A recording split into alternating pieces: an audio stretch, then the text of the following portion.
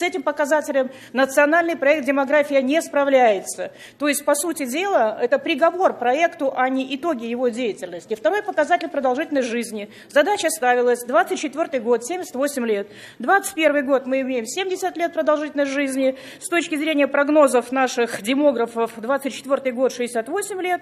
Это средняя продолжительность жизни. Мужчины – 65 лет. Порадуется Единый фонд социальный, потому что некому будет платить эти пенсии. Если что-то пошло не так, но надо тогда же задуматься, как это делают врачи, менять тогда надо, если диагноз есть, а не получается способы лечения в данном случае. Давайте вместе тогда думать. И вот эти оценки, они же не носят политической окраски.